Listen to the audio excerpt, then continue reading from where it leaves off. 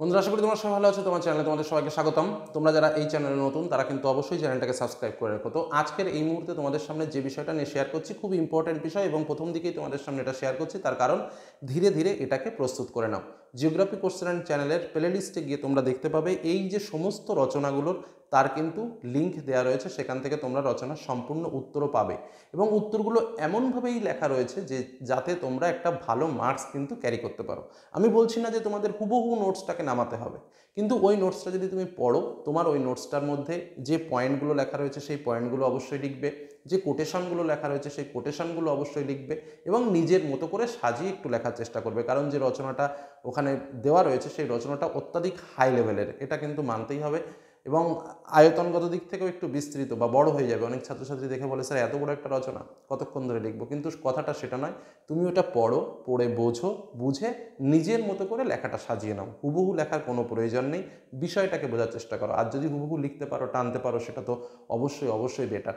তো কথা হচ্ছে যে স্যার এবছর রচনা কোনটা ইম্পর্টেন্ট? আমরা আগেরবার যেটা বলেছিলাম যে আমাদের দৈনন্দিন জীবনে বিজ্ঞান একটা ভালো করে প্র্যাকটিস করো, এবং ঠিক সেই রচনাটা এসেছে। তবে দেখো, হ্যাঁ, সেটা একদম শেষ মুহূর্তে আমরা বলতে পারি যে কোনটা কি আসবেই, সেটা গ্যারান্টি দিয়ে বলা যায়। কিন্তু এখন যে সময়, এই সময়ে কিন্তু আমি এটা বলবো না যে তুমি একটা রচনা পড়ো একটাই কমন পাবে।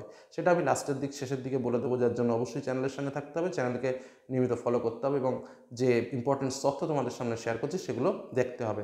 এখন তোমাদের যে কথাটা বলবো, যে রচনাগুলো তোমরা অবশ্যই অবশ্যই রেডি করবে পরীক্ষার জন্য, একদম পুরো ফাইনাল পরীক্ষার জন্য। কারণ প্রস্তুতিটা যে আমি শুধুমাত্র সামনে ইউনিট টেস্ট পরীক্ষার জন্য নেবো বা টেস্ট পরীক্ষার জন্য নেবো, সেটা কিন্তু নয়। পরীক্ষা তো পরীক্ষায়, সামনে টার্গেট মাধ্যমিকে আমি ছক্কা মারবো, সেই টার্গেট নিয়ে আমাকে পড়তে হবে। তো কী কী রচনা, আমি জাস্ট নামগুলো বলে দিচ্ছি, এই রচনাগুলো মাথায় রাখো, এখন দিয়ে প্রিপারেশান নাও, রেডি করে ফেলো।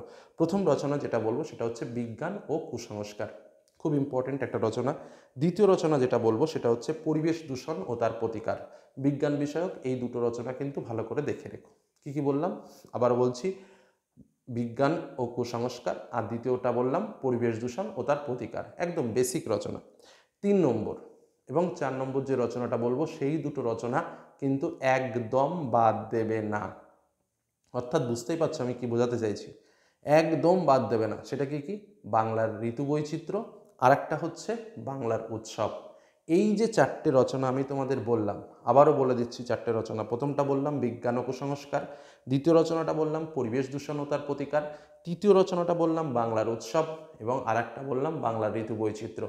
এই 4টে রচনা যেন বাদ না যায় কারো। একদম মেন্টালি প্রিপারেশন হয়ে নাও। পরীক্ষার হলে এই 4টের মধ্যে থেকেই আশা করছি একাধিক আসতে পারে, কিন্তু একটা কিন্তু তোমরা নিশ্চিত পাবে, লিখতেও পারবে। অতএব এই 4টে রচনা এখন থেকেই ফুলফিলভাবে রেডি করে ফেলো, যাতে কোনো রকম বাধা বিপত্তি পরীক্ষার সময় না আসে। কারণ এই পরীক্ষার সময় কোনটা পড়বো, কমন পেলাম না, হ্যান্ড পেলাম না, পড়ার টাইম নেই, এইসব না করে একটু সময় দিয়ে ধীরে ধীরে পড়ে ফেলো, দেখো ইজিলি কিন্তু ভালো রেজাল্ট হবে। আর তার সঙ্গে এক্সট্রা যদি পারো, এই রচনাটাও একটু দেখে রেখো, যেটা হচ্ছে খেলাধুলা ও তার প্রয়োজনীয়তা। কি বললাম বোঝা গেল? মোট এই 5 রচনা তোমাদের পড়ার জন্য দিলাম, সাজেশন বলবে না, কিন্তু পড়ার জন্য দিলাম, যে এখন এই রচনাগুলো, এই 5টা রচনা মোট প্র্যাকটিস করো। তার মধ্যে বাংলার উৎসব, বাংলার ঋতু বৈচিত্র্য টপমোস্ট, যে দুটো কিন্তু একদম যেন ঠোঁটের আগায় থাকে, এই কথাটা কিন্তু মাথায় রাখবে। কি বললাম বোঝা গেল?